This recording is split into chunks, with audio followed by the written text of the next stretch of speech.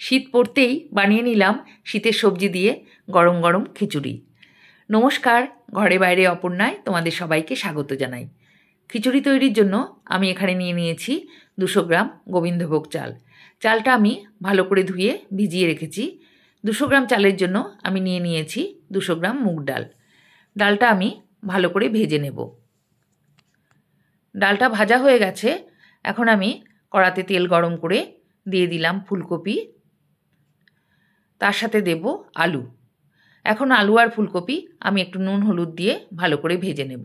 এটা ভাজা হয়ে গেছে। এখন হাঁড়িতে দিয়ে দিলাম 2 লিটার জল। এর মধ্যে দিয়ে দেব ভেজে ধুয়ে রাখা মুগ ডাল,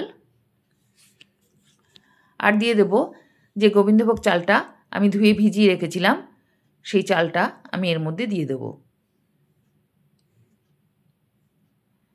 চালটা দিয়ে এখন চাল আর ডাল আমি ভালো করে মিশিয়ে নেব। ভালো করে আমি মিশিয়ে নিয়েছি।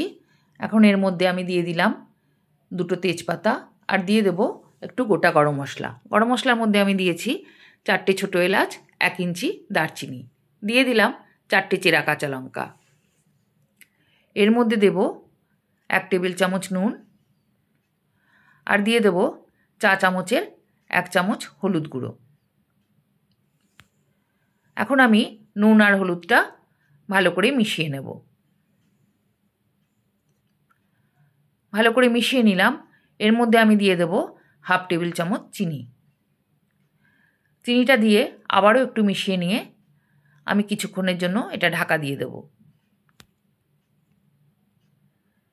কিছুক্ষণ বাদে ঢাকাটা নামিয়ে আমি এর মধ্যে দেব গাজর, বিনস আর টমেটো। এগুলো আমি টুকরো করে কেটে রেখেছিলাম, সেগুলো দিয়ে দিলাম। আর আমি এর মধ্যে দেব ভেজে রাখা আলু আর ফুলকপি। এখন সমস্ত সবজিগুলো আমি ভালো করে মিশিয়ে নেব। ভালো করে মিশিয়ে নিয়ে এটা আমি কিছুক্ষণ সেদ্ধ করে নেব।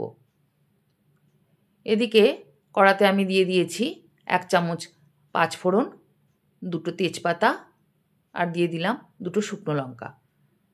এটা ভেজে নিয়ে দিয়ে দিলাম 1 টেবিল চামচ আদা বাটা, আর দিয়ে দেব 1 টেবিল চামচ জিরে গুঁড়ো। এবার এই মশলাটা আমি ভালো করে কষিয়ে নেব।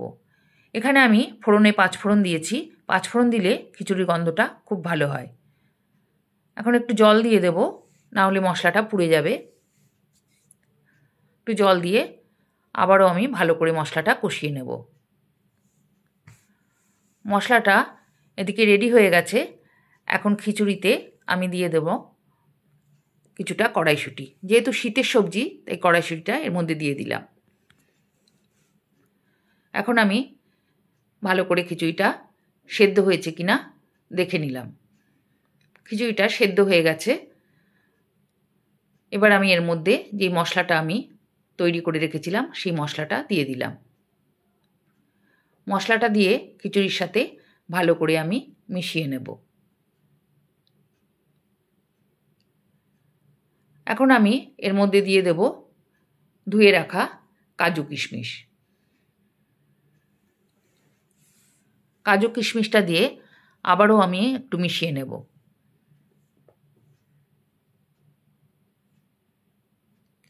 খিচুড়িটা রেডি হয়ে গেছে। এখন আমি দিয়ে দেব 1 চা চামচ গরম মশলার গুঁড়ো, আর আমি এর মধ্যে দেব 1 টেবিল চামচ ঘি। এখন ঘি গরম মশলাটা দিয়ে খিচুড়িটা পুরোপুরি রেডি হয়ে গেছে। ভালো করে আমি মিশিয়ে নিলাম।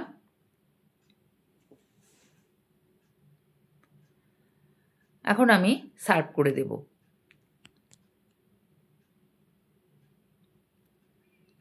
এই রেসিপিটা তোমাদের কেমন লাগলো অবশ্যই আমাকে একটা কমেন্ট করে জানিও। এই রকম খিচুড়ির সাথে একটু লাবড়া আর পাঁপড় ভাজা হলে খিচুড়িটা একদম জমে যাবে। যেসব বন্ধুরা এখনও আমার চ্যানেলটাকে সাবস্ক্রাইব করোনি, তাদের সাবস্ক্রাইব করে পাশে থাকা বেল আইকনটি প্রেস করে দেবার অনুরোধ রইল।